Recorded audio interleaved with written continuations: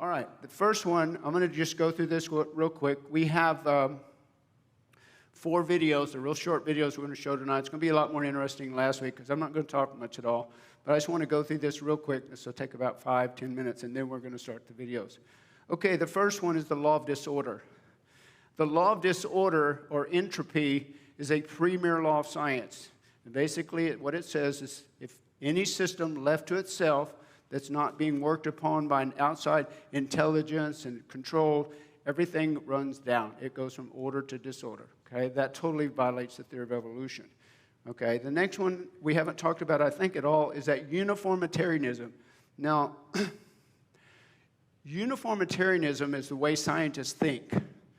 Okay, and what that word means is they're judging the past by what they observe today. They're judging the past, trying to figure out what happened in the past by looking at the processes that are occurring on in the earth today.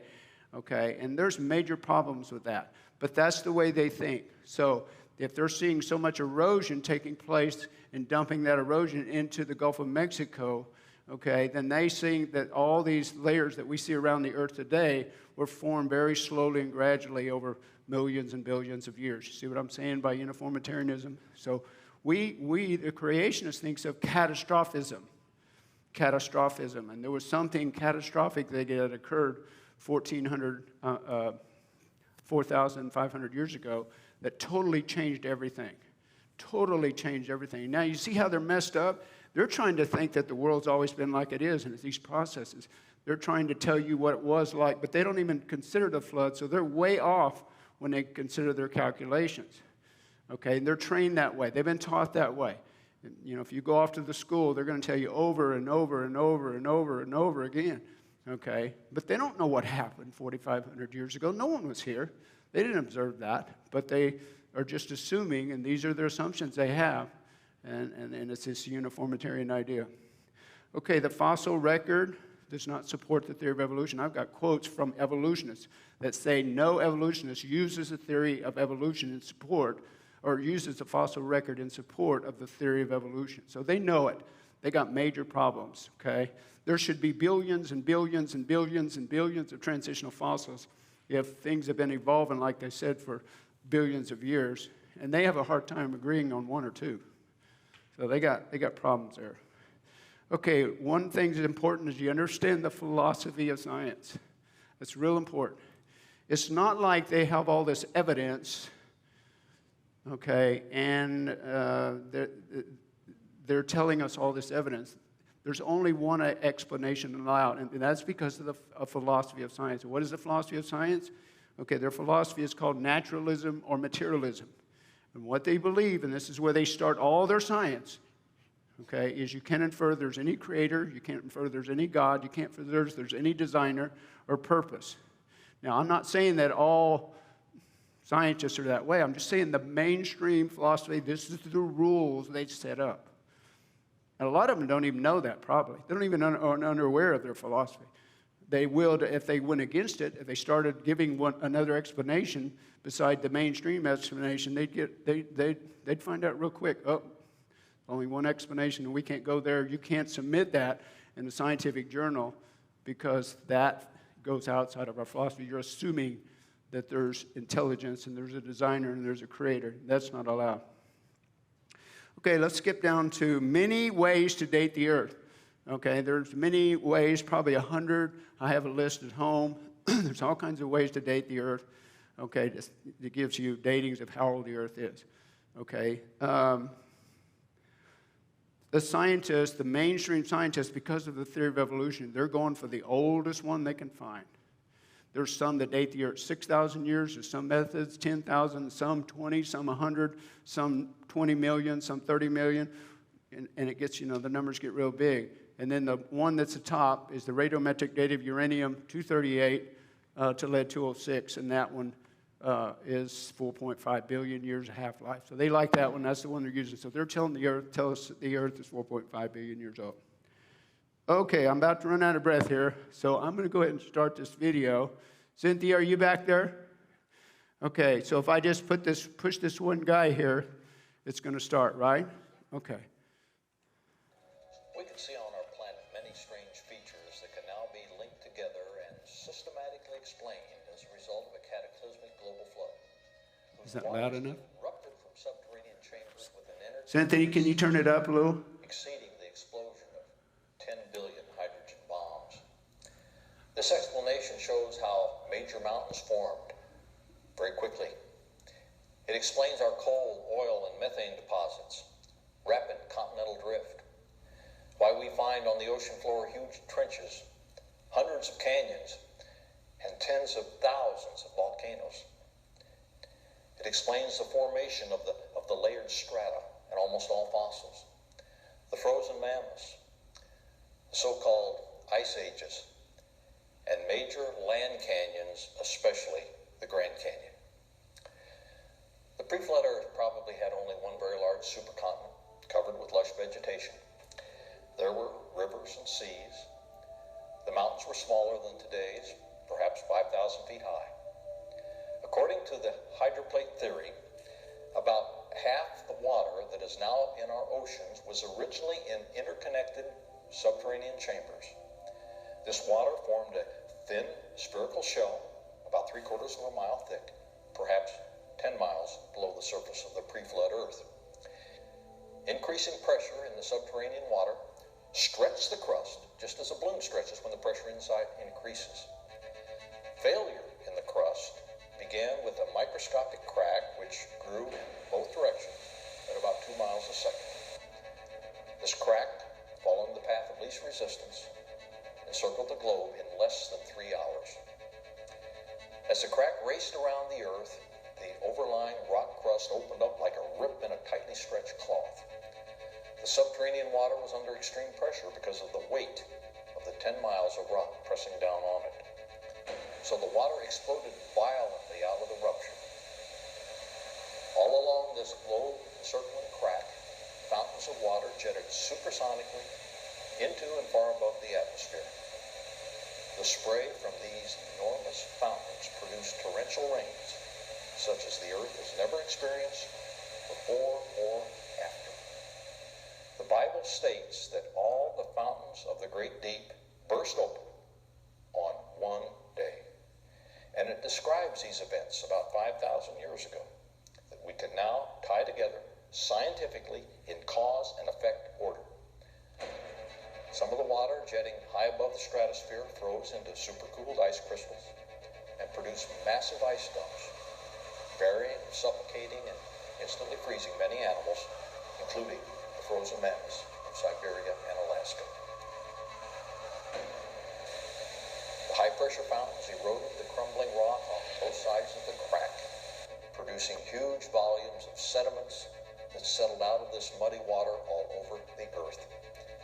The sediments trapped and quickly buried plants and animals, forming the fossil record. Vegetation uprooted by the floodwaters accumulated in certain regions where it was buried and compressed, rapidly becoming our coal, oil, and methane deposits by processes we can duplicate in the laboratory today. Eventually, the rupture became so wide that the newly exposed, compressed rock beneath the subterranean chamber sprung upward, giving birth to the mid-oceanic ridge that wraps around the Earth like the seam of a baseball.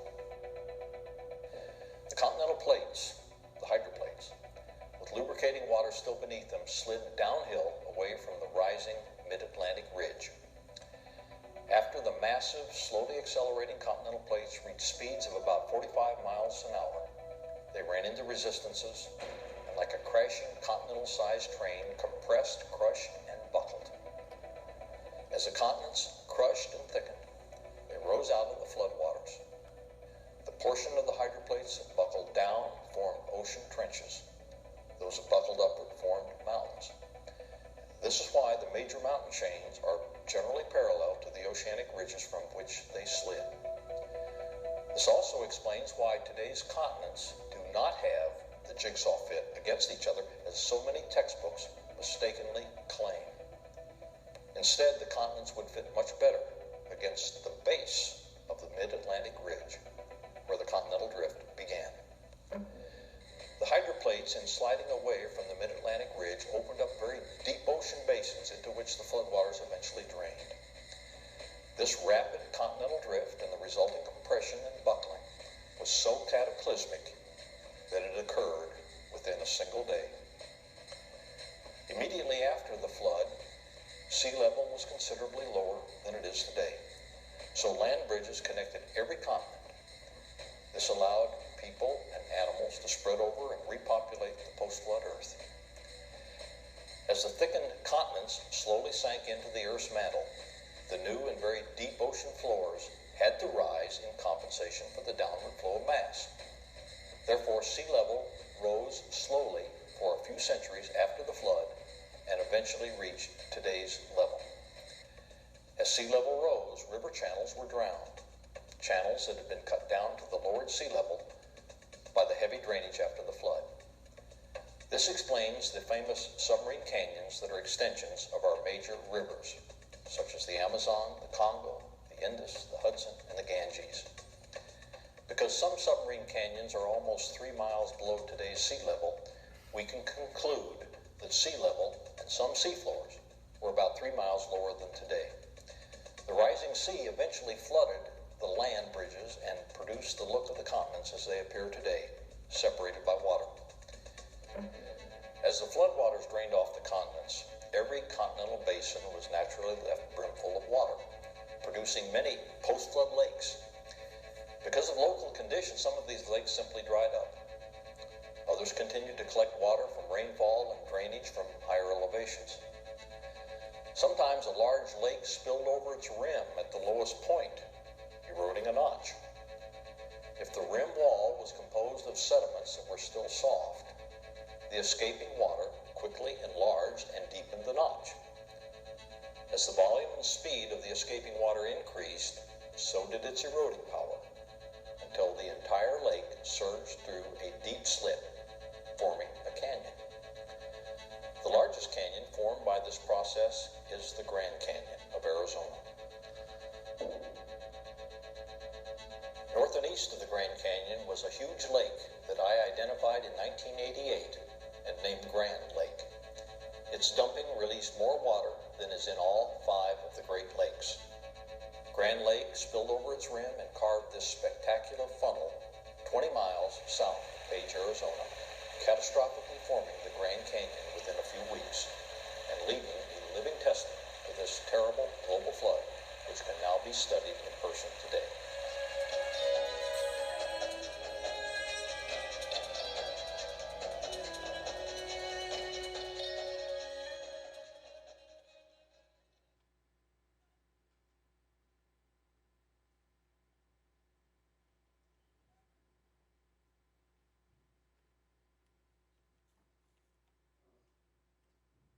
Can you hear me? Okay. Walt Brown, and then again, this is his theory. There's some creation scientists that don't agree with all this. Some of them have other explanations. It's so difficult to know what was going on. But I think it's a pretty good one myself. He uses a lot of scripture. Now, if you're really interested in watching him, he's got one that lasts 2 hours and 30 minutes. And he goes into great detail, uses tons and tons of scriptures about what was going on, what was the earth like, what does the Bible say about the inside of the earth, things like that. And it's a really good, but it's really long. So unless you're really interested, you probably shouldn't watch that one. Okay? All right. We're going to see another video by Andrew Snelling. And he's been around a long time. I think he still works at Answers in Genesis. And he's a geologist, and he's going to explain to us some of the stuff that we see and the layers that we see in the earth today. So he's going to go pretty fast. So before he does that, I just want to show you some pictures that I've taken. This is on your way from Springfield, Missouri, down into Branson. Anybody remember these? Going into Branson, Missouri? You know, you're in Branson, in Springfield, and then you go south into Branson, and it's this road that leads in there. And you see, and I took these pictures, and this was a result of the flood. Now, this is a long shot, and of course, we wouldn't be able to see this if it wasn't cut out with bomb. I mean, they literally had to explode all this rock out so they could put the roads through there and make it more level. Okay, but you can see the layers. Okay, here's another one here. Now, here's the big problem that the evolutionists have, and they don't want to talk about. They got all kinds of problems. They don't talk about them. They just don't go there.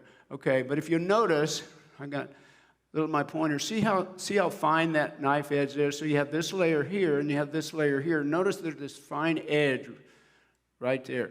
Okay, so the evolutionists are telling you, well, there's millions of years. This took millions of years or whatever to form these layers. Okay, well, this one formed, and now they're actually starting to say that the layers were formed catastrophically. For years, they thought it was just slow, gradual. But now they realize that that's really only the explanation they have. But, so now they say that this layer formed really fast, and then it sit there for millions of years, and eventually this layer formed really fast, and then it sit there for a million years, and then this layer sit there for millions, and it formed real fast, and it's there. But here's the big problem. You notice between the layers, there's a knife edge. There's literally no erosion between the layers. If this layer right here sit there for millions of years, you think it's going to be flat and perfectly straight like that? That's not going to happen. There'd be lots of erosion there. And so what we should see when the next layer comes along, okay, when this one fills up, it should fill in all these cracks that have got cracks in it because the water's eroded away. We don't see that. The best explanation is these layers were formed very rapidly at the same time. So as a creationist, I'm looking at the strata today, and I think the strata was formed, 99% of it, or 95% was formed in 1 year's time, or maybe a little over that, okay? They believe that they start down at the bottom and all the way through the fossil record is about 550 million years old, okay, starting at the beginning, okay? And they like that time because no one's going to believe their theory unless they believe the Earth is millions of years old, okay? All right, so I want to show you one more thing real quick, and then this one here. I don't know my pictures. Okay, there it is. I took this up close, and you see it's like a light knife edge there? See how so they're thinking this was formed really rapid maybe, and then over millions of years, sit there, and then all of a sudden another layer comes in. But these are like edges, and they have evidence. You're going to see in another video where you'll see that. Guess what? How long it took? We have evidence. We know it was witnessed that it took 1 day for layers like this to form. Okay, and we're going to look at Mount St. Helens when interrupted. Okay, real quickly, I'm going to go to this one. So Snelling's going to talk a lot about these layers around the Grand Canyon. Okay, so here's the Grand Canyon. This will be the Colorado River right here. These are the layers, and this is just a real basic drawing of it. It shows to you the different formations and the different rock, limestone and sandstone and shell, limestone, shell, and sandstone, and so on.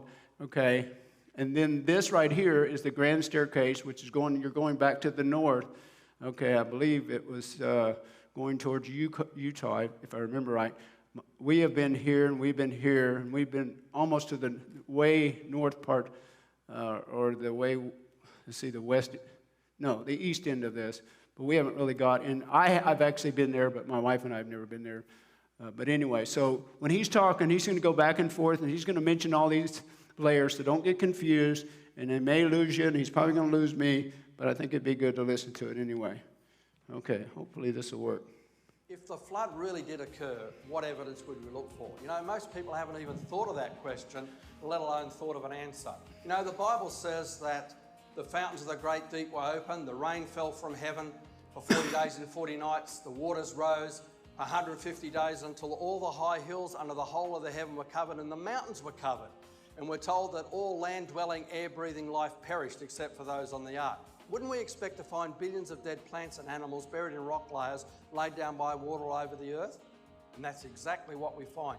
Billions of dead things called fossils buried in rock layers laid down by water all over the earth. But let's expand on that. Let's look at 6 of the best evidences for the flood. Evidence number 1, sea creatures buried high in mountains on the continents. That's right, marine creatures that live in the ocean are found in mountains like the Himalayas. How did they get there?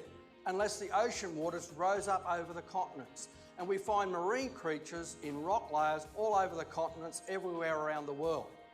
Evidence number 2, we'd find rapidly buried plants and animals. Well, we do, fossils. We find fossils not only of plants, but of bees, of bats. We find fish that haven't finished having their breakfast, eating another fish, they're buried and fossilised.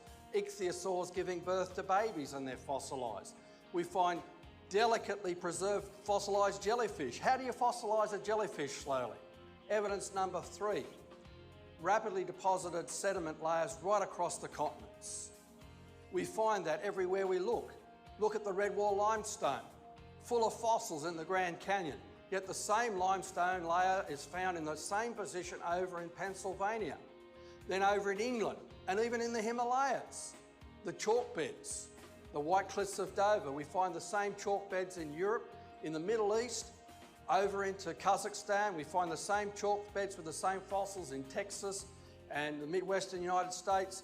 We find the same chalk beds in Western Australia. The coal beds of Pennsylvania and West Virginia are also found in England and Europe, right across to the Ural Mountains. Evidence number 4, long transport distance of sediments. The Coconino sandstone in the Grand Canyon. The sand grains are believed to have been eroded and washed from as far north as at least Wyoming. The Navajo sandstone in Zion National Park, those huge white cliffs, the sand grains are believed to have been eroded and washed all the way from the Appalachians right across North America. Evidence number 5, rapid or no erosion between sediment layers. Again, think in terms of the Coconino sandstone and the Hermit Shale. There's a knife-edge, flat, featureless boundary between those two rock layers for mile after mile through the Grand Canyon. Yet the geologists claim that there's 10 million years missing at that boundary. What would have happened during 10 million years of weathering and erosion? You'd get a topography, not a flat, featureless boundary. The bottom of the Grand Canyon, the Tapete sandstone sits on the pre-flood rocks, and we have evidence of huge erosion there, with boulders being picked up from the underlying rock layers indicating rapid erosion. Evidence number 6, we find whole rock layer sequences deposited rapidly in quick succession. Look at the walls of the Grand Canyon, from the Tapetes at the bottom to the Kaibab limestone at the top, supposed to be representing 300 million years of slow and gradual sedimentary deposition. When the plateau was pushed up, those rock layers were bent and folded, but they were folded without fracturing. They had to be soft if they were bent without fracturing. That means that they could only have just have been deposited. But that means the 300 million years never happened. All those rock layers had to be rapidly deposited in quick succession during the flood year. So you see, when you ask the right question, you get the right answers. Who are we going to believe? The scientists who weren't there, who don't know everything, who sometimes make mistakes? Or the Word of God who was there, who saw what happened and told us what happened during the flood? And what we see in God's world agrees with what we read in God's Word.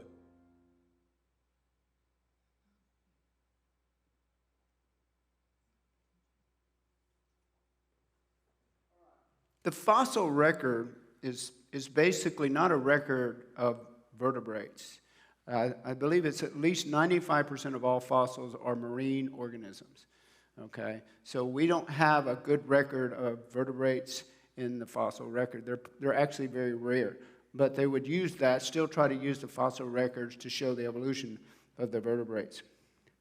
Okay, we're going to watch a video. This one is about Mount St. Helens, the eruption of Mount St. Helens. And this happened in 1980, and it was a tremendous volcano. I can't remember how many millions of force that was there, millions of dynamite of force, but basically it blew off the side of the mountain. Now, what was left was rock layers that looked similar to the layers I showed you a minute ago.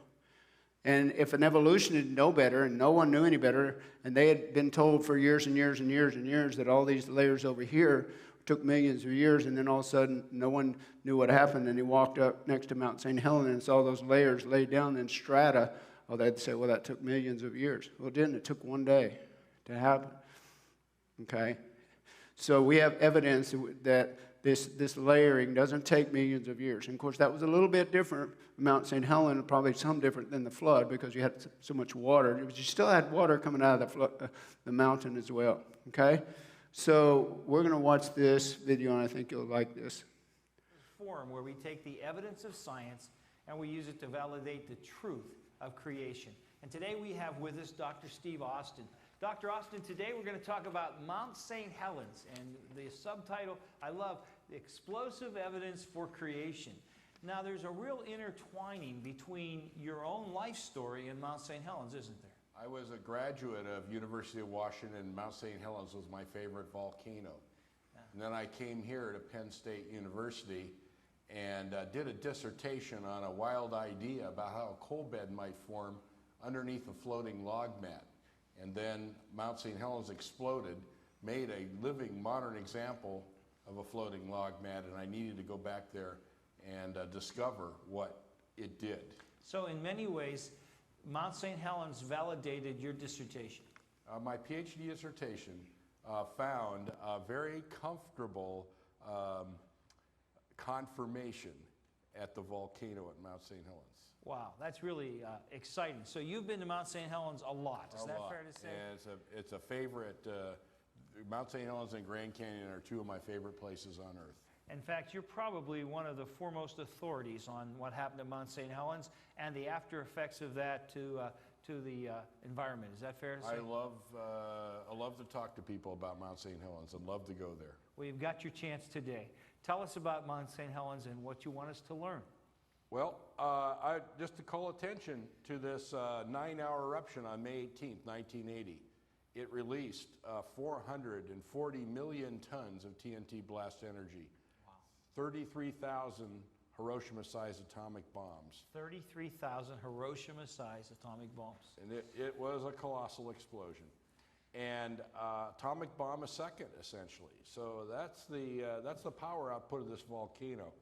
And the scripture, Psalm 46, verse 8, "Come, behold the works of the Lord, what desolations he has made in the earth." And I take that literally, right? Yes, sir. So I go out there to see those desolations. And of course, we remember what the mountain looked like before. It was a very beautiful mountain. Pristine, beautiful. Yeah, forest, lake, everything. And then it lost 1,300 feet of summit elevation on the morning of May 18. Wow.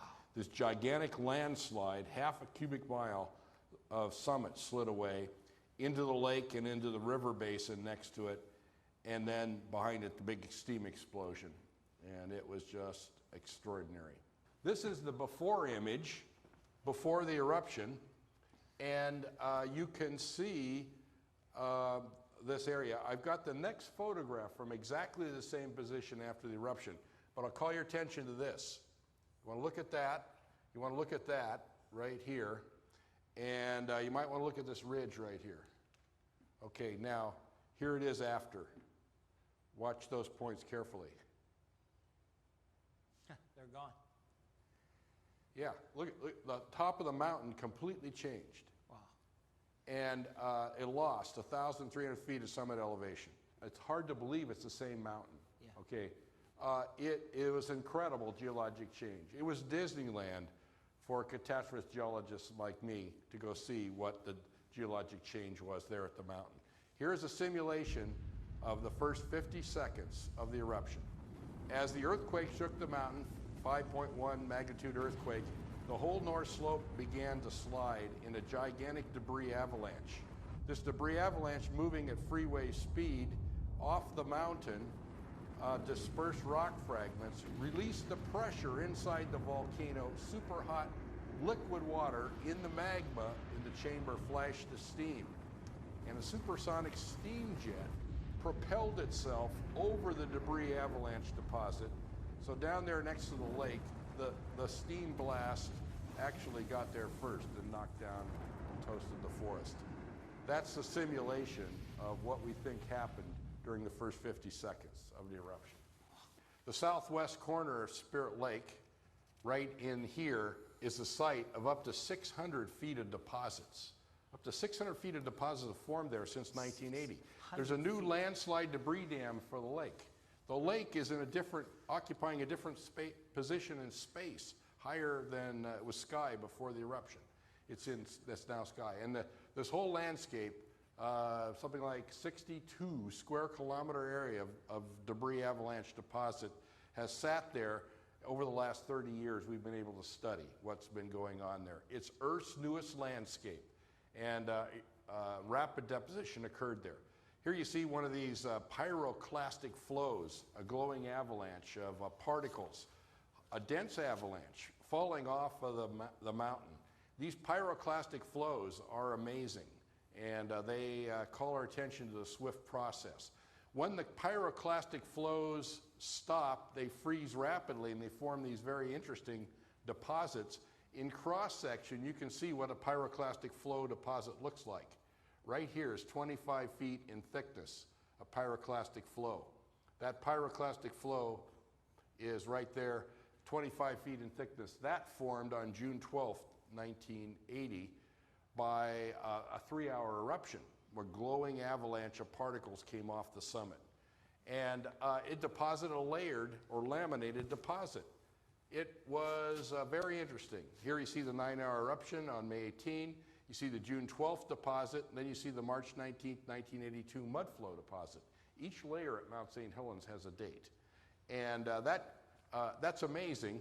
And so as I started looking at the June 12th, 1980 3-hour eruption deposit from late in the evening on June 12th, I started seeing that lamination. Here's the top of it. See the layered appearance? I had thought that the catastrophe would homogenize the coarse and the fine. And this avalanche of particles actually separated the coarse and the fine into layers. And so that was shocking to me, because I thought that something moving so fast like that would homogenize the layers and mix them all together, not separate them out. And the closer you get to the June 12th deposit, the more layered it becomes. There's just a foot or so of the upper part. And even lamination right in here formed, believe it or not, in a hurricane. Okay, that is unbelievable.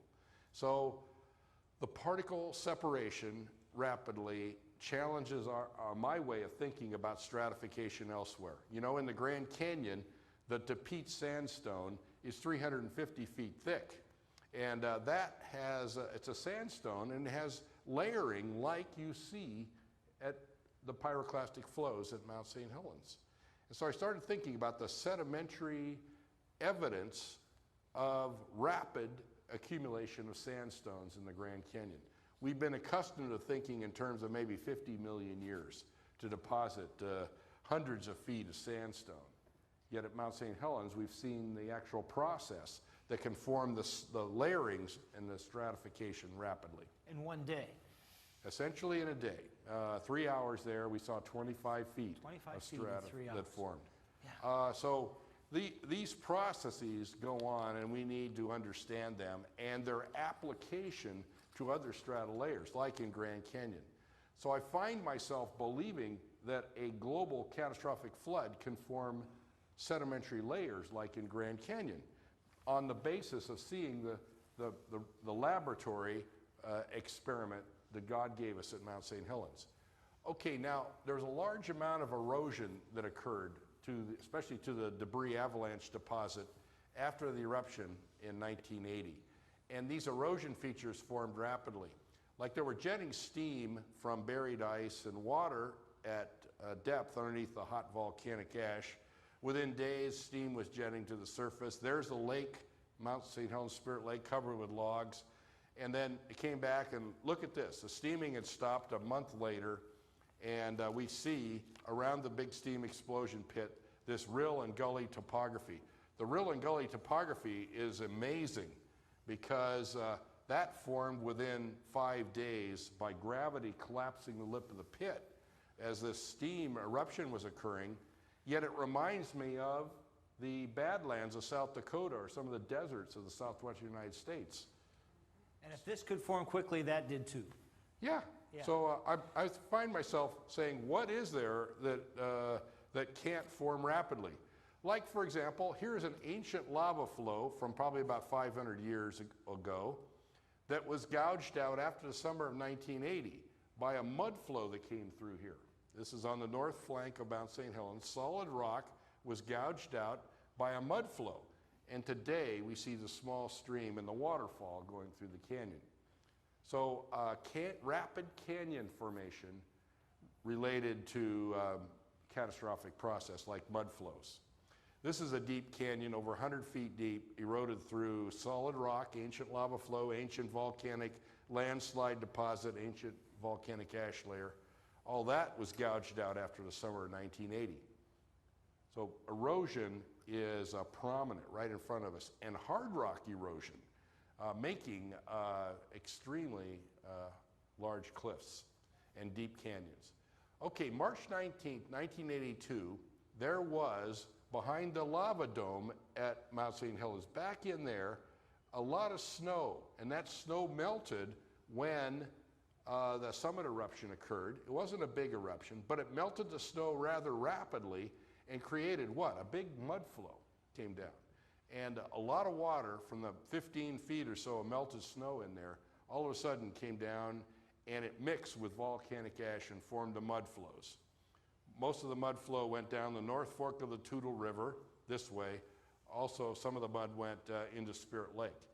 And that mud flow of March 19, 1982 was big enough to overtop the debris avalanche deposit and cut a canyon through it. And so I've been very interested in studying the area right in here, this area where the big breach occurred, where mud spilled into a pit, overtopped a dam, and then drained through a spillway, back cut a canyon, what I call Little Grand Canyon. Here you can see the area where the mud flow came. The mud flow came down out of the crater, right through this area right here, ponded right in this area, then it overtopped, came down this spillway, and went down to the ocean.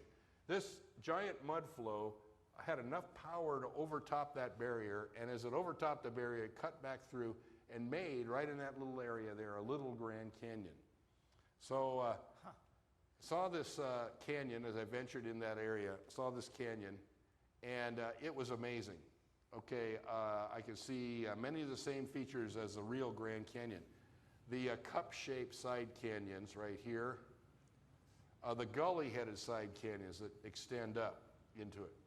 And then notice we have a flat plain north and south, okay, like the real Grand Canyon, and then the breach has a kind of a turning path as it goes through.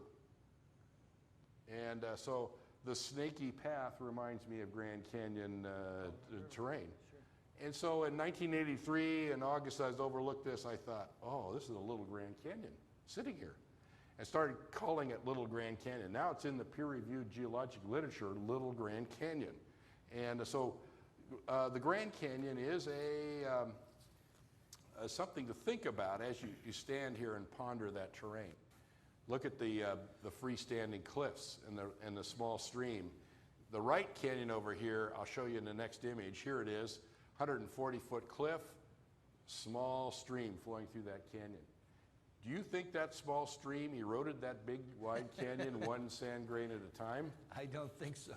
Okay, it might appear that way, but we have the eyewitness reports. And this was formed by catastrophic drainage over a period of months as drainage occurred through there, and it created this canyon. There's a man right there for scale on top of that cliff, okay, and there's a small stream, okay, and you think about that, is that millions of years of erosion or a rapid event? And of course, we all need to appreciate what rapid erosion can do at Mount St. Helens. And it reminds me of the Grand Canyon. The evidence of a lake was off to the east of Grand Canyon.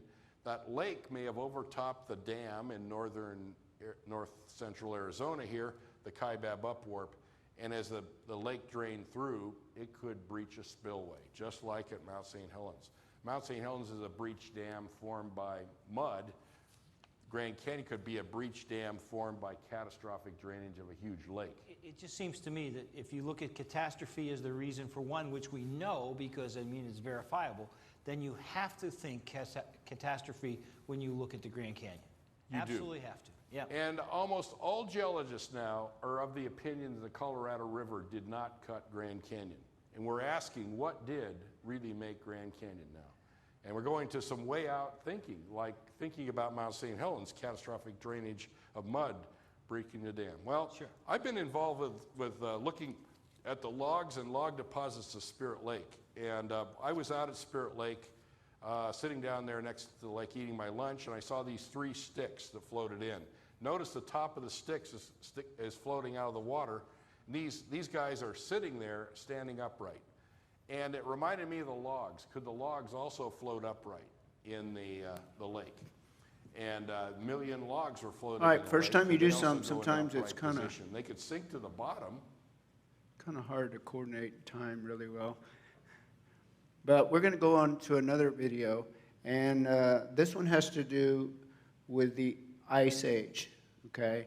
It's called The Origin of the Big Freeze, okay? And there's good evidence. Scientists believe the Ice Ages, came on the Earth hundreds of thousands of years ago, and there was 4 major ice ages and whatnot, okay? I think when we look at what happened during the flood and what happened after the flood, these are ideal conditions to produce massive, massive, massive amounts of snowfalls for hundreds of years. And that's what caused the Ice Age. It wasn't something that happened hundreds of thousands that happened after the flood. It's to validate the truth of creation. Our guest today is a man who has great expertise in what's happening in the atmosphere. Dr. Vardaman has a PhD in atmospheric science. My specialty is in cloud physics and weather modification. Cloud physics and weather I modification. can do forecasting, but I don't particularly do that. Does anyone do forecasting well? Well, there are some that are much better than others, but it's hard. Yeah. But today we're going to talk about the Big Freeze. And by that, you're referring to the Ice Age. That's right. Many Christians, at least for many years, they recognized that there was a major conflict between the age of the Earth related to the Ice Age, because it's traditionally thought to have occurred hundreds of thousands of years ago and multiple times over millions of years. Well, that conflicts with the clear statements of Scripture, so one of the easiest ways is to resolve that is just to basically say there was no Ice Age. That's not really good research, is it? No, because the evidence is really very clear. So you're telling us that there was an Ice Age, and it fits in perfectly with a creation model. Right, and we're going to show that basically the Ice Age was caused by the Genesis flood. Let's do it. Okay, let me give you a little bit of evidence for the Ice Age actually being, or having occurred first. There are a number of pieces of evidence, including mountain glaciers that still are in existence today. In some of the higher mountains, we still have glaciers today. Now, they were much longer, much further down the mountain in the past, but we still have them today. And there's evidence that they were extending miles downhill from where they are today. We still have a couple of large-size continental ice sheets. Now, an ice sheet is different than a glacier, in that a glacier occurs in the valleys and the mountains on steep terrain. Ice sheets occur over flat terrain, like in northern Canada. We believe there was an ice sheet that covered all of northern Canada and much of the United States. But there's still 2 in existence today. One is in Greenland, and the other one is in Antarctica, down at the South Pole. And those are 2 places where the ice never melts, or at That's least right. it never melts down so the ground is exposed. That's right. The conditions are there such that the ice is still permanent. It hasn't melted at all since it was formed. Then there's features that are geologic at the surface of the Earth that were caused by ice sheets and glaciers moving, such as drumlins, which are a teardrop shape of dirt that were formed under the ice sheets. There are moraines, which are also kind of ridges or hills, and if you get into the northern part of the United States or in Canada, you can see these for yourself, or in Yosemite National Park. There are places where the glaciers came down and left these ridges of rock and debris behind them. Kettles, you'll find these in the East Coast and in Canada. These are places where there was large chunks of ice left behind by the ice sheets and glaciers, and when they finally melted, there was a depression left in the ground which filled in with water, and they're called kettle lakes. There's other evidences, such as on bedrock in Newfoundland and the East Coast, where ice was coming off the continent into the ocean. It had boulders and rocks embedded in the bottom of it that ground the underlying solid rock and left streaks, and we'll show you some pictures of those in just a moment. And finally, there are what are called erratics.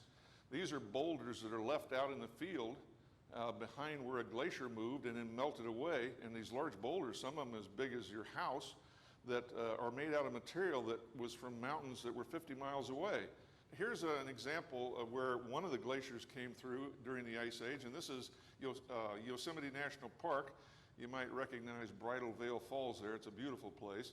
But this valley was actually completely filled with ice during the Ice Age, clear up to the top, up in as high as up in here, not completely covering all the mountains, but it was up to there.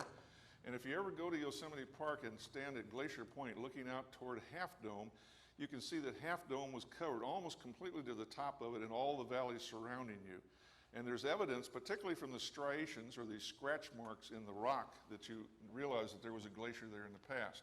Here's the striations I keep talking about. This was underlying rock in Newfoundland, and as the glacier was moving across the surface, heading toward lower elevation and the ocean, it produced these scratches on the surface of the rock, on the top surface. So those are good evidences that there was glaciers in that region in the past. Here's a good illustration of an erratic. This is a very large boulder. If there was a person standing up there, they would probably be about that high to that boulder. So that's a really large boulder, and it's sitting in a very precarious location.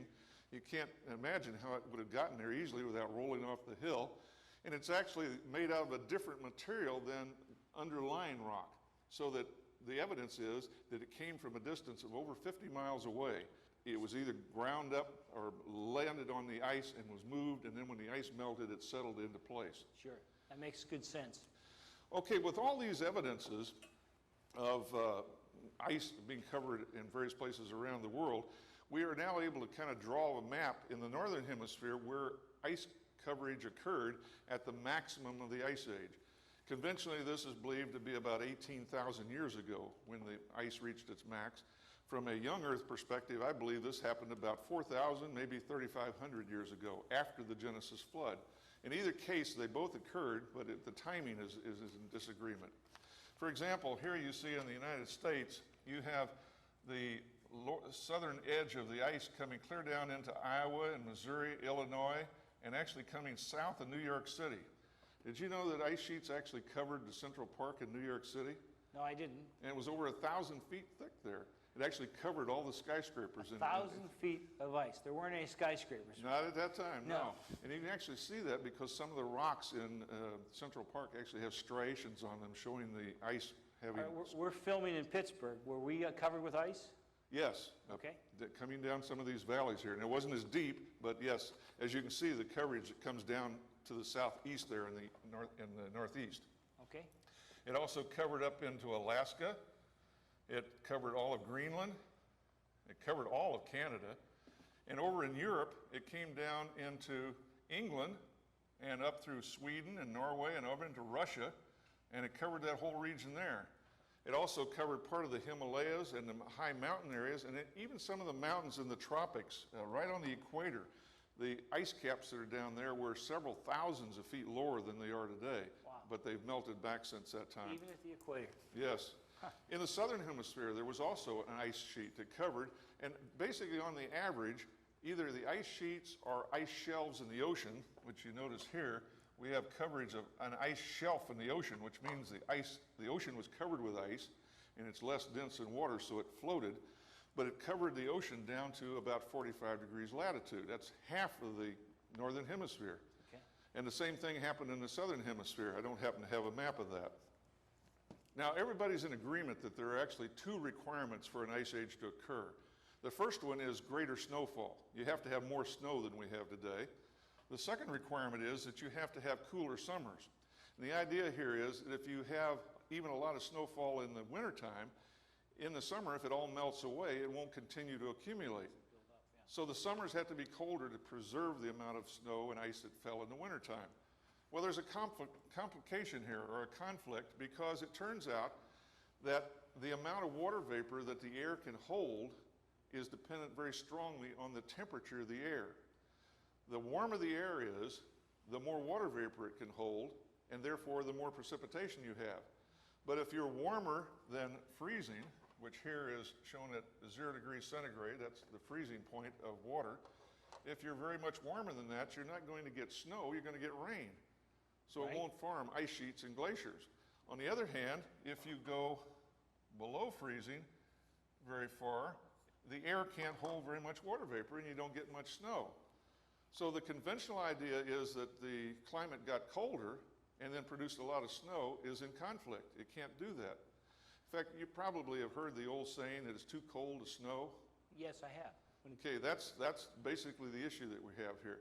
The conventional view of trying to implement that uniformitarian model, that there had to be more snow and yet colder temperatures, by modeling that with computer simulations, this is the maximum extent that has been able to simulate the amount of ice coverage in the northern hemisphere.